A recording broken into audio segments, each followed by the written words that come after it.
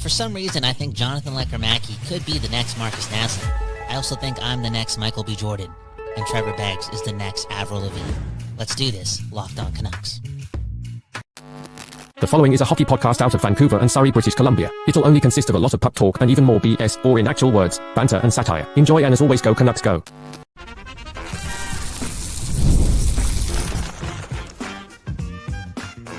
You're Locked On Canucks, your daily podcast on the Vancouver Canucks, part of the Locked On Podcast Network, your team every day. Hey, welcome to another episode of Locked On Canucks. My name is Trevor Beggs, and as always, I'm joined by Kyle Bowen. We'll get into why I am the next Avril Lavigne in a couple of minutes. But man, oh man, can Jonathan Lekkerimäki be the next Markus Näslund? Kyle Bowen, my goodness. Holy man, what are you smoking over there in South Vancouver? I don't know. Do yourself a favor and Google Markus Näslund stats. No, do it. Let's talk about it, because I feel as if some Canucks fans, and I know I'm not speaking bullshit out here, but a lot of Canucks fans, I would say, prior to Lekkerimaki scoring a goal yesterday in a preseason game, completely written this guy off and also completely disregarded what this guy did in the AHL last year.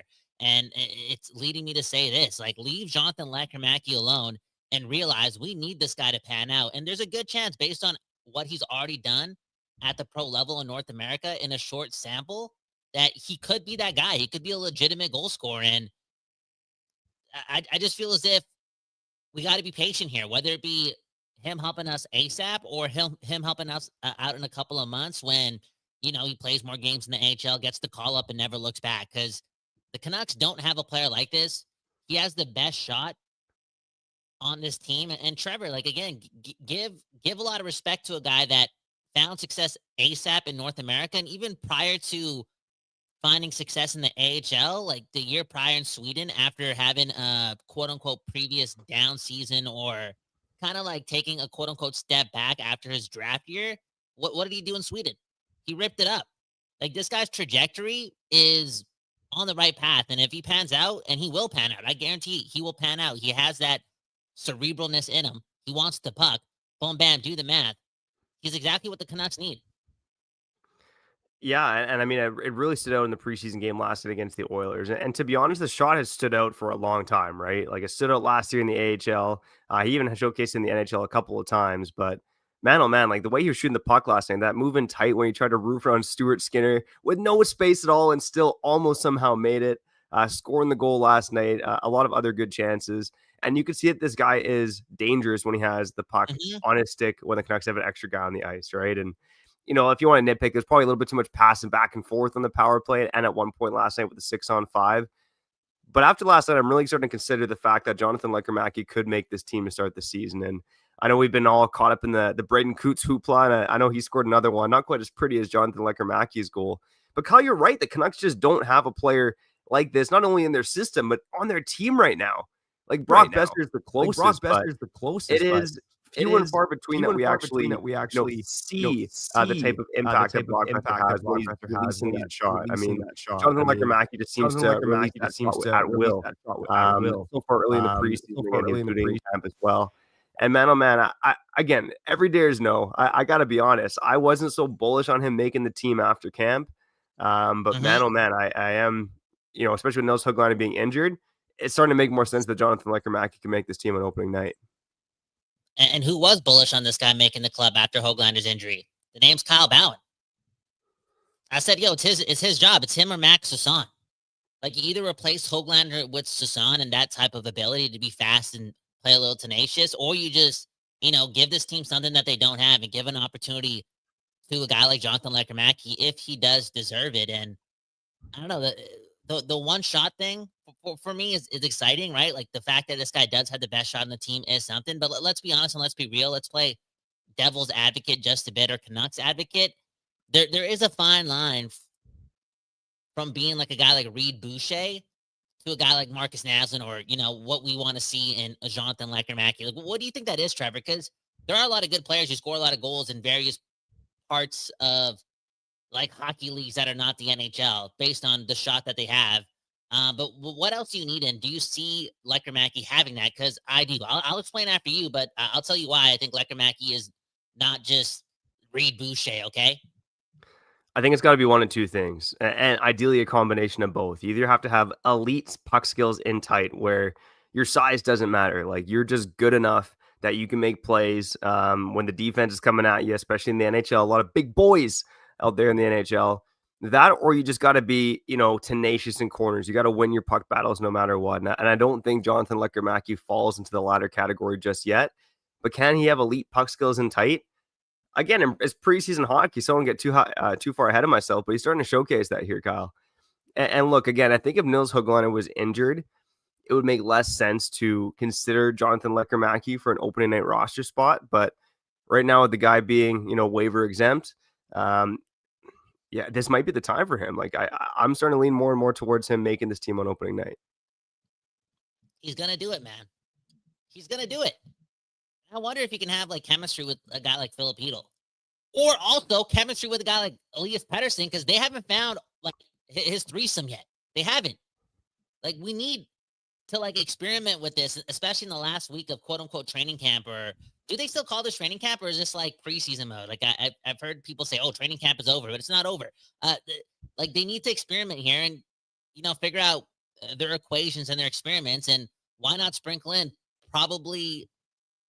Again, not just the guy that has like the best shot, but maybe the best offensive instincts on the team along the wings. Like, sure, they got Brock Besser, but you know what I'm saying? Like, Lekkerimaki is a little bit different. And Trevor, why I think he's going to succeed is because, yeah, he's frail and small and boom, bam, blah, blah, blah. Like, oh, he's not ready yet, but he's not soft.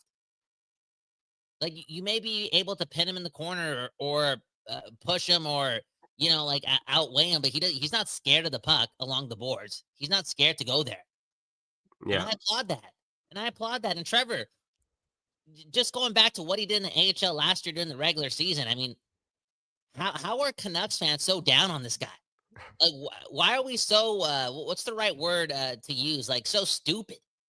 Like, this guy did the most with that opportunity outside of what happened in the playoffs, but that's post-injury, like just a lot, going up and down, being an NHLer and whatnot, all this jazz. Yeah, he didn't succeed completely in the NHL. He didn't rip it up. But in the AHL, again, his numbers are there. He was like amongst the best when it came to the young players and goal scoring in the AHL. That's incredible. That's incredible. And again, I'll say it for the 8th or 9th time. Like his success as a rookie to have, like if a rookie were to have unbelievable success last year with the Vancouver Canucks, it would damn well be a miracle. And we saw it with Elias Pettersson, the D-man, but to have two guys do it would be impossible. I mean, that was such a cancerous locker room, complete diva energy. You know what I'm saying? Like there was no chance for Lekkerimaki to rip it up in the NHL last year. But what did he do on a tight club down there in the AHL where things were more smooth and that felt like a team before he got injured, before he kept getting called up to the Vancouver Canucks? Like this guy was a highlight machine. So we got to be patient here. And, again, I'm just prefacing that because I've heard the pundits say, this maybe we should move this guy. Maybe he's not that guy. And I'm just like, too, we got to be patient here because he gives us something in the prospect pool completely that the Canucks don't have. Yeah, 100%. And again, when I'm starting to think a little bit more about this roster now, last week we were talking about how Connor Grelnick, he's a surefire top 6 guy, right? Tied with Brock Besser for the team lead in points last season. And I still believe that's the case. But if Jonathan Lekkerimäki can show like he has over the past couple of preseason games, carry that into the regular season, have some chemistry with Filipino. I mean, they were going last night too. And I think Filipino's, we're starting to learn he's one of those guys that does make guys around him better. But then you start to wonder, could it make sense to have like a Pettersson top line, Filipino and Jonathan Lekkerimäki on your second line, and then Garland and like a Sherwood or a DeBrusk or a Kane, like something like that on your third line? Could that make some sense? And I want to get a bit more into the third line later on. Okay, you know what? Let's kick Trevor out because he's sounding like a damn robot making some good points. Go pay your Wi-Fi bill or something. I know you're making a ton of good points there, but we could barely hear you. You're sounding like Daft Punk for 1 minute. I heard Garland and this and boom, bam, different equations. Who knows? But I do want to take a step back. I did say, Lekkerimaki probably has the best offensive instincts on the team. when it comes to the wingers, and maybe that's a slight against Brock, but that definitely is a slight against Connor Garland, who, yeah, he's a better offensive player right now along the wings than Jonathan Lekkerimäki. We got Trevor Beggs back. Again, Trevor, do you want to make some of those points again? I don't know if everyone else could hear you, but again, you sounded chopped and screwed, or yeah, continue. Yeah, I think I was just saying, like, if Jonathan Lekkerimäki can continue to have success alongside Philip Heel and show that he deserves some minutes on this team, it could open things up for the Canucks in terms of potentially putting Connor Garland on the third line, which is something that we were against last week because Connor Garland's been damn good. You know what, Trevor? You gotta fix something. You sounding like beep right now. I think what he's trying to say is if Lekkerimaki, improves, takes the next step, that allows more options for the Canucks to spread well throughout their lineup. Right? And that's huge. Like Lekkerimaki in essence, I mean, we've used the term X Factor with Niels Höglander, but let's be real. The real X Factor is Jonathan Lekkerimäki. I feel as if a lot more people are certain with Braden Coots and what this guy could do than so with Lekkerimaki. Like, he's somewhat of a forgotten piece when it comes to our dreams about this team. And don't you remember, guys, like back in 23, 24, Game 7 against the Oilers, Brock Besser gets the blood clot. He's no longer available to play, and there was a small chance, even though it didn't happen, that Jonathan Lekkerimäki was going to replace him. You know what I'm saying? I feel as if there's more belief within the system or within the organization on Jonathan Lekkerimäki, more so than the belief coming from some parts of the fan base. Like, honestly, let me know in the comments. I do see some of the comments, and you know what? Maybe we'll get to them right now before Trevor gets back and we run to a commercial break. But man, oh man, continue the conversation. Why are some people down and out on Jonathan Lekkerimäki, especially prior to him scoring goals every once in a while, whether it be in NHL preseason games and whatnot? Because we got to have more support here for a young player. For real. He deserves it. Anyways, the comments. Boom, bam. I saw one, a curious one from Bob Luger. Okay, Bob Luger saying Lekkerimaki is somewhere between Adam Gaudette and Tyler Toffoli. And then I also saw Bobby Bluger saying, let's hope that Lekkerimaki just turns out to be more than Daniel Sprong. I think Daniel Sprong's problem or issue, and it's twofold. I feel as if teams haven't given him a long enough look, and B, Daniel Sprong probably rubs organizations the wrong way. Like, there must be some level of like arrogance there that turns organizations off. Whether it be because he truly believes he's a top 6 guy, or maybe because he doesn't believe he has to be a two-way player. He's not committed to playing NHL winning hockey.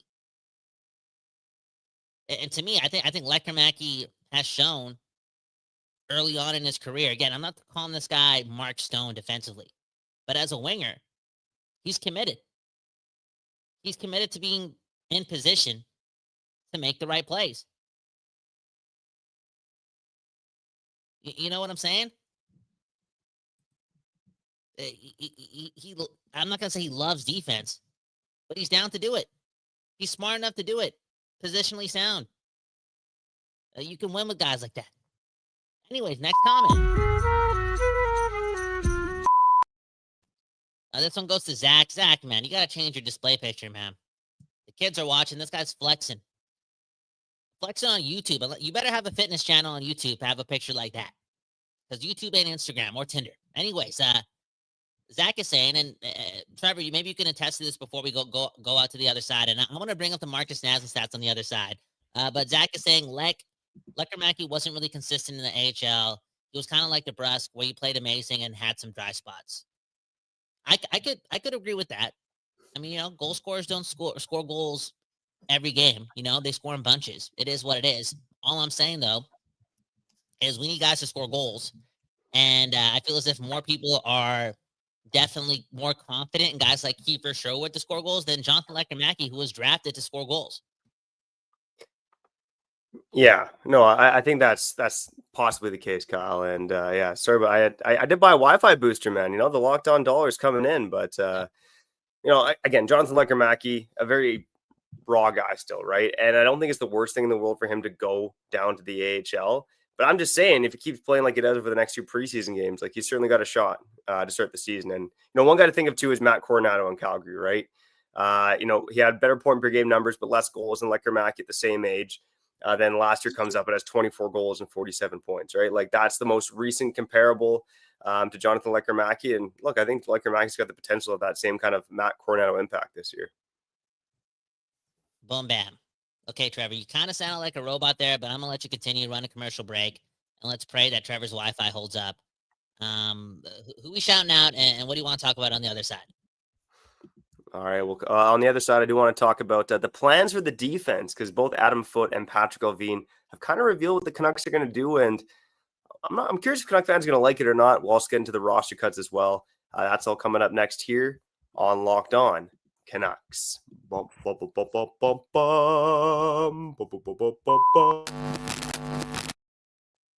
right, before we get back to the program, let's shout out our friends over at Monarch Money. Most people can't name all their financial accounts or even what they're worth, whether it's 401ks, RSPs, TFSAs, whatever it is.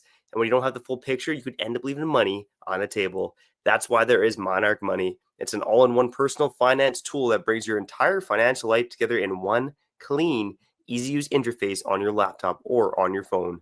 Monarch, it's built for people with busy lives, baby. If you've been putting off organizing your finances, Monarch is here for you.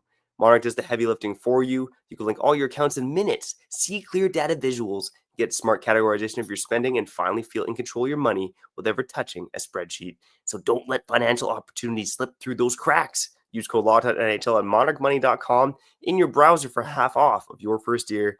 That's 50% off your first year at monarchmoney.com with code LOCKEDON NHL.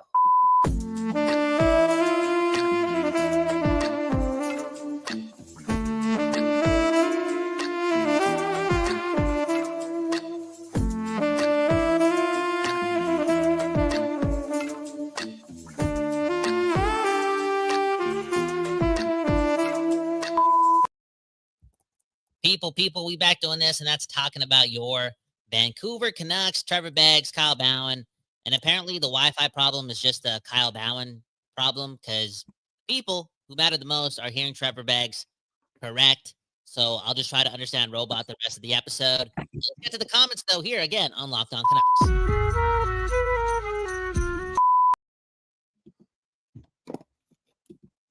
Man, oh man. Dan Jardine saying a 2020 season by Jonathan Lekkerimäki would be awesome. I'm assuming that means 20 goals, 20 assists. If he can even get up to like 15 goals this year, like just have more NHL experience and score more goals, be an everyday NHLer. I kind of want to see what Lekkerimaki does in the NHL with a different type of environment, a different type of locker room. You know what I'm saying? That's kind of what I want. Now, Trevor, I brought up Markus Näsllund earlier. You laughed at me. You're like, "Oh my God, Kyle, you sensationalist. You watching too much the YouTube tutorials on how to make a sports show pop, and you got to make statements and you got to make claims and all this stuff." But look at Are you with me, Trevor? I saw 3 of you at one point on my screen. I don't know if I'm tripping. But look at Naslund's stats early on with the Pittsburgh Penguins, okay? And this guy was the 16th overall pick. When did Lekkerimaki get drafted, Trevor? What was the draft position? 15th overall in 2022. Okay, there you go. Boom, bam. Pittsburgh Penguins, Markus Nässlund, 1994, 71 games played, 4 goals. You know what I'm saying? 4 goals. In 95, he had 2 goals in 14 games. Had to wait till 96 to, look prominent. 66 games played, had 19 goals. The following season, I guess in the same season, that's when he got traded to Vancouver for Stoyanov, greatest trade in Canucks history. The people like to call it.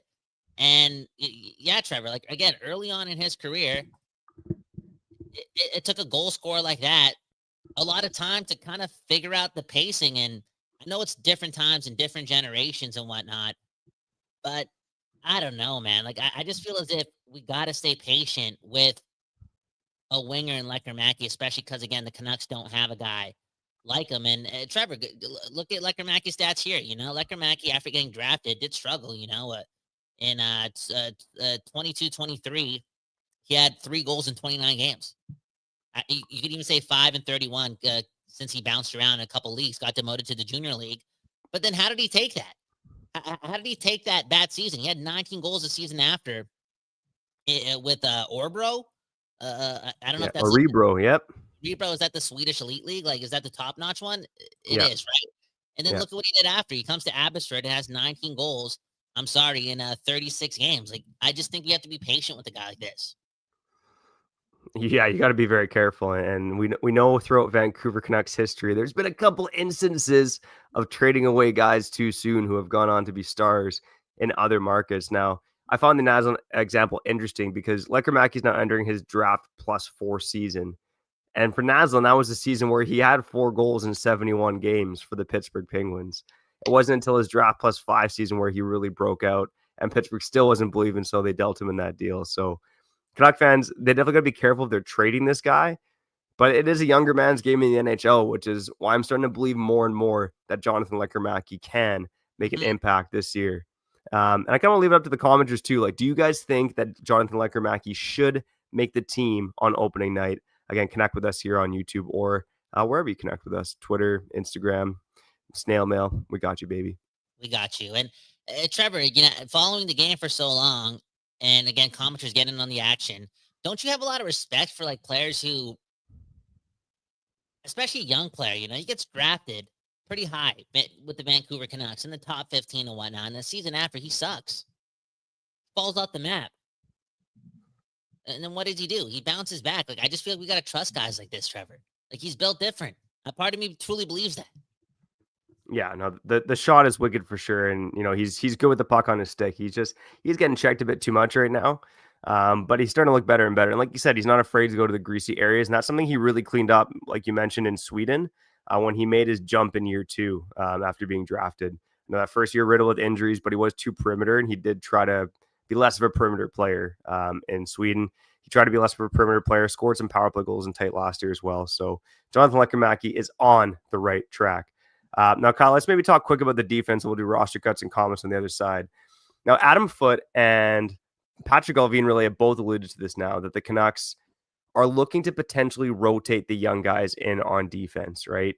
Adam Foote was on the Ray and Dregs podcast basically saying, they, as long as all 3 guys are playing well, Willander, DPD, and Mancini, they might look to manage the minutes of Forbort and Myers.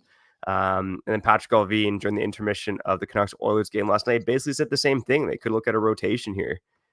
Now, Kyle, like, what are your thoughts on this, and what exactly do you think that looks like for the Vancouver Canucks?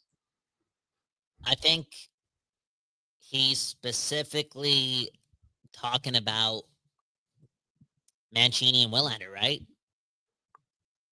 Like this. You don't think he's talking about DPD? I don't think he's talking about DPD. Really? Interesting. I don't need DPD, man. Like, he's only like he's physical, like really physical. We need that. I want that game in and game out. I'm sorry. Like, he's good enough. He makes mistakes. Don't get me wrong. There hasn't been a perfect training camp for that guy, but I just feel as if we kind of need his toughness in our lineup. We don't have a tough lineup. We have a soft team, for real. So we need to keep DPD for the rest of the season. I think it just has to do with Mancini and Willander, Alvin's comments, Foote's comments, and Trevor. Like, this ain't the worst idea in the world. Like, who knows how it looks after game 40? Like, maybe both these guys, I don't know, outplay Forbort so much, and then they can kind of experiment. And I know DPD's played on both sides, so maybe they can like squeeze everyone in. I don't know, like, to figure it out, right? Where like everyone becomes like everydayers, and I know there's still 7 defensemen there, but all in all, maybe they figure, or it's more clear what they're going to do with all their young defensemen after game 40. But up until then, I mean, this is the upside of having your farm team 35 minutes away or 55 minutes away, depending on traffic. So I don't know. I have no problem with this. I would only have a problem with this if Tom Willander was like shining bright like a diamond. You know what I'm saying? But he's been good, but he hasn't been spectacular. And because so, like, I hope he gets his minutes in Abbotsford as well. Yeah, I think it's an interesting idea. And the fact that, you could be looking to manage the minutes for Myers and Forbort, I think should be maybe a welcome sight to Canucks fans. I think those guys do better in bottom pairing roles. And I mentioned it before. I think the wild card in this is, could one of those guys play top four alongside Marcus Pettersson? Like, I think I've accepted the fact that it's going to be Hughes and Hronek. Those two are just way too damn good together. But could a DPD or Victor Mancini play with Marcus Pettersson? I mean, Tom Williners are obviously spent time with him too. And then you have a bottom pairing. I don't know if I like Forbort and Myers so much, but maybe it's DPD and Myers, DPD and Forbort, whatever you want to do. But I think that, again, we talked about the depth. That's great. But I'm really curious what this looks like maybe 2 months into the season. Like, are they going to stick true to their word? Are they actually going to sit Myers and Forbort for games if everyone's healthy to have these young guys go play? I mean, it's a little unorthodox, but again, we keep talking about condensed schedule, and we got a new bench boss here, man. So it is a new era in Vancouver in some sense. It is. It is. Now, I don't see Tyler Myers like getting healthy scratched this year. I know you brought that up, I think a couple episodes ago. I think it was on Friday's episode. It was an interesting point. I'd actually be open to them experimenting with that and giving him more rest and just not having him be such a priority. Again, he's played good hockey when you get less out of him. But I think one of the coolest things that's happened in training camp this year is how we are experimenting with Marcus Pettersson playing with the younger guys. Like, let's just do it. Let's just do it. Let's spread the wealth and have Tyler Myers not be a top four defenseman. That to me is like a dream come true. It really is. So we're getting closer and closer to that. And, I'm looking at the comments and I'll read some on the other side. Like, end of the day, like I brought this up a couple episodes ago. I'm like, what does this all mean for Derek Forbort? Obviously, when you have Mancini, Willander, DPD, and I'll even throw Kirill Karatsev, Butter Chicken Kuryatsyev, Curry Sauce, that guy. He's played well too. Like, at the end of the day, Forbort and Myers, I mean, this could be their last year with the Canucks. Yeah, absolutely. I think if everything goes right with these younger guys, that's going to be the case. And I've said it before, I'll say it again. Every day is no. Tyler Myers has the no move clause this year. He's not going anywhere. It'll be next year that he could potentially go somewhere. But you need veterans on your team as well. Like, we'll see. It'll have to be these three guys. Like, two of them are really gonna have to step the F up if they're gonna trade Tyler Myers. Derek Forbort going to free agency, I think it might be more of a foregone conclusion. But let's not get too far ahead of ourselves, because the 2025-26 season hasn't even started yet, and the Canucks, they've finally trimmed their roster. So who's left? We'll get to that on the other side here on Locked On Canucks. Before we get back to the program, let's shout out our friends over at FanDuel, baby. NFL season is here. NHL season is on the horizon. Olympics on the way too, if you want to get into some futures there. Boom, bam. And FanDuel, they got offers that you can't refuse.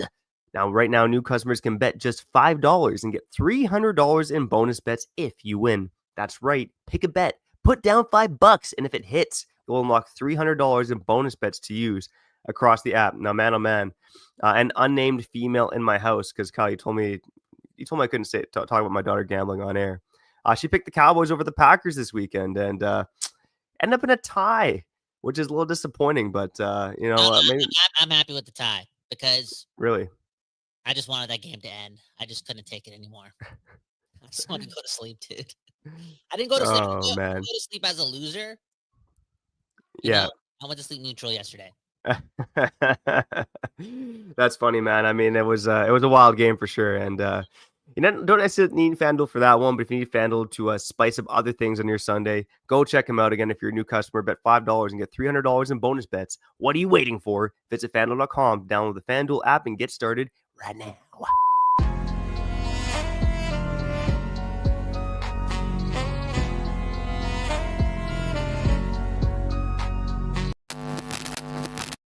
Okay, we back doing this, and that's talking about your Vancouver Canucks. Do us all a favor, hit the like button, share the episode, share the wealth. We got wives, we got girlfriends, we got to pay for hotels. Not all of us are like Trevor making the big J Journal bucks, Oh yeah, exactly, man. The journalists nowadays, that that's the richest profession out there. Yeah, man. Anyways, how you doing, Trevor? Before we get to the comments, and another weekend in the books, getting closer and closer to Halloween, daughter's first month in kindergarten, new job. Trevor, man, your life is great. The Seattle Seahawks are 3-1 with Sam Darnold, if I'm correct, right? They're 3-1, right? Yeah, exactly. And meanwhile, Geno Smith is out there in Las Vegas just throwing up muffins for interceptions. So He's so, I'm feeling good about that one, man. yeah. Today is my daughter's first Pro D day, so I'm actually great parenting. Just chucked her on a movie, just so I could be here for the people on Locked On Canucks. I do try to be fans first, baby. Wow. But yeah, life is good, man. Life is good. I can't complain, and just excited for this Canucks season to get going, man. I had cover the game in Abbotsford on Wednesday, cover the one on Friday. I love being at the rink, man, and I can't wait to get back. There you go, man. And we heard you ask a couple questions on Friday. Yeah, I heard your voice a couple of times. It was nice, man. It was nice. Proud of you, Yeah. man. Good work. Keep it up. And I can't wait for that one-on-one interview, man, with you and Elias Pettersson, man. Straight up, dude. One day down the road. Hopefully he never watches the show, then I might give it to you. For real. You know what you should let your daughter watch? Bug's Life. I was just thinking about that movie. She loves that movie. Yeah, yep. Shown her that a couple times. It's a good Yeah, one. that movie is a classic. Anyways, roster cuts, Trevor. We also got to get some comments. Boom, bam. What do you want to do first? I kind of want to talk about more so the guys that are left on the team. So, I mean, there's some guys that hit waivers, right? Like Joe Labate, Mackenzie McEachran, Yuri Patera, Jimmy Schultz. Guys like Vilmer Ulrichsen got sent down. Kirill Kudryavtsev got sent down. Like, there wasn't a ton of surprises here, right? But 17 guys cut in total. But the guys remaining, congratulations to Braden Coots, Linus Karlsson, Vitaly Kravtsov, Jonathan Lekkerimaki, Max Sasson. They all made the cut. Same with Tom Willander, P.O. Joseph, Victor Mancini, Elias Pettersson, even Nikita Tolopilo. Going to keep a third goalie around for some of the practices here over the next week.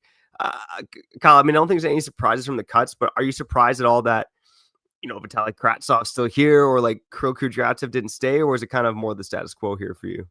I'm not surprised Kirill got quote unquote cut, because I think it's quite obvious that they probably want to give, the defensemen who are definitely going to like play a lot of games this season more looks. Like, I don't think they're set in stone with their pairs as well. So, just less is more in this case. That being said, Kirill has been very, very impressive. Like, extremely impressive. I think to the point where he's left-handed, correct? Right? He's a left-handed defenseman. Kirill? Yeah, he's left shot. Yep. Like, even to the point where I know Tom Willander's a right-handed guy, and I mean, I wouldn't say those guys are more of a priority to have in your lineup, but sometimes positionally, you kind of want to have your pairs lefty righty. But again, Kirill's been so impressive that I feel as if Tom, like, let's say Tom Willander doesn't grab the bull by the horns, or whatever that saying means, when he does get a call up or does get his chance, like, there's a chance that Kirill might get a chance after him, and he may not let that go. Because, I don't know, man. There's something about that guy. Like, the poise. He plays a simple game. I'm not going to go out and call him a Dan Hamhuis. I don't know if there's like a more of a modern comparison that you can bring up, but I like the players you don't notice. Only because they just keep it simple and get off the ice. And you know what? This guy has good puck skills too. I'm not saying he's just like uber simple, but Kirill deserves credit for having a good training camp, Trevor. Yeah, I don't know if this is the best example, but who he kind of reminded me of was Lucas Krajicek. Famous in the Roberto Luongo trade. And like, a third pairing, steady, quiet defenseman is probably a fair ceiling, or not ceiling, but a fair comparable for Kirill Kudryavtsev. I think we're hoping obviously it becomes more than Lucas Krajicek, who was, mainly the kind of like that 6D through his NHL career, but that's kind of who he reminds me of. All right, let's wrap up with a couple comments here. Again, appreciate you all for tuning in here. I Locked On Canucks.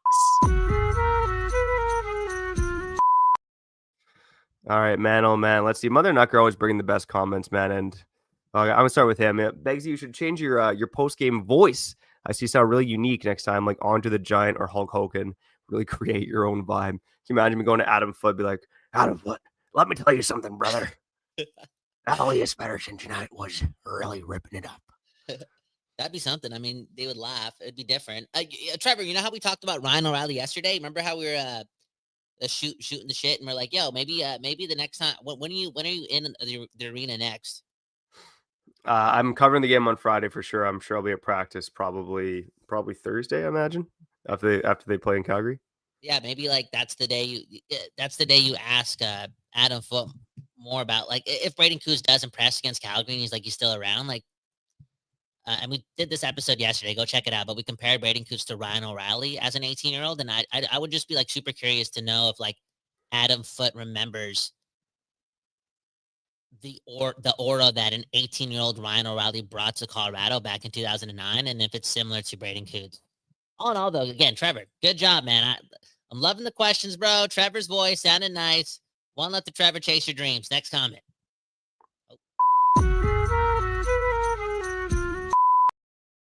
Okay. Calder Capedi with the interesting point as let's just hockey nerd out a bit, okay?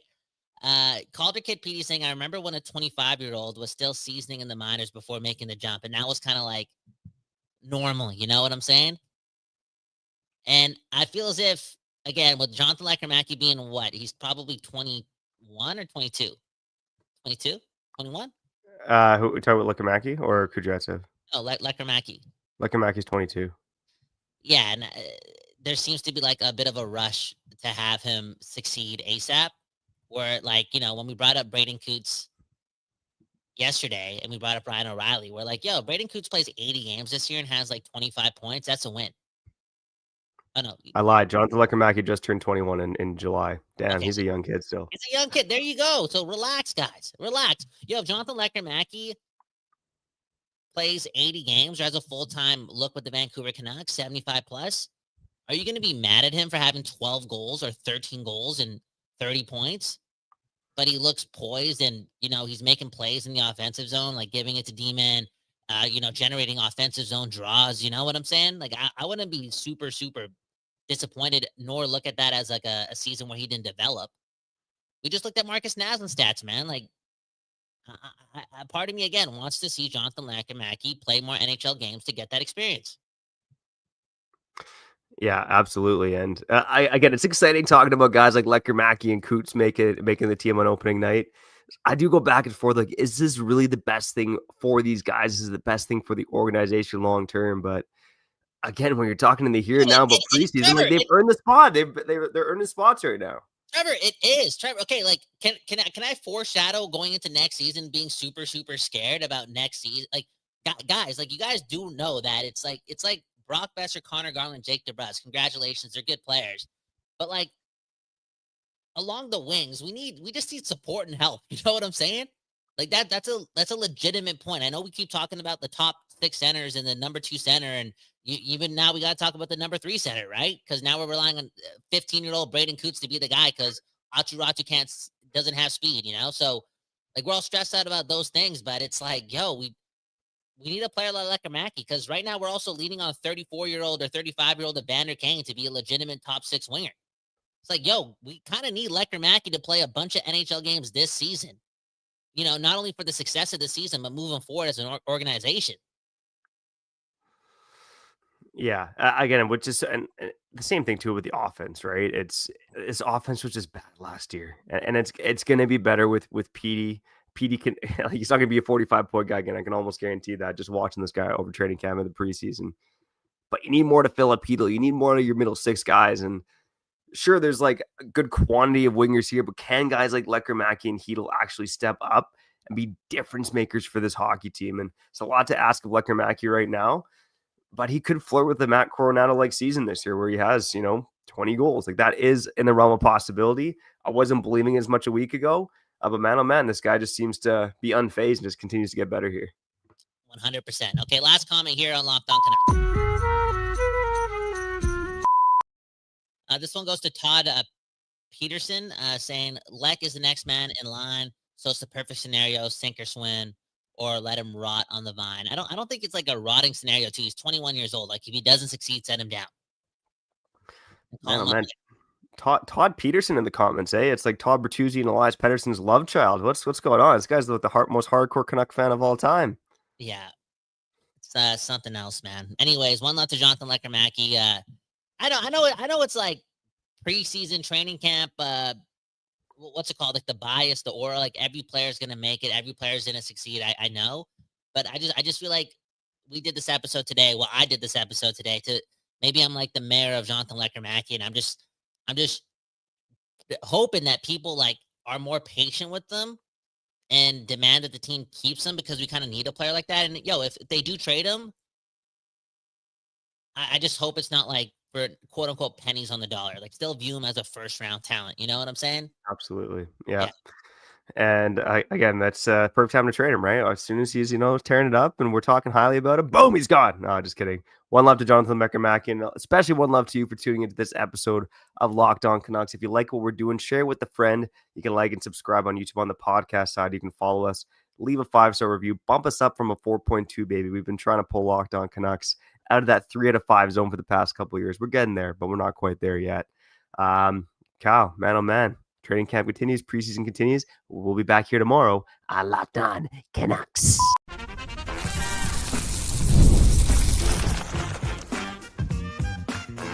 Your Locked On Canucks, your daily podcast on the Vancouver Canucks, part of the Locked On Podcast Network, your team every day.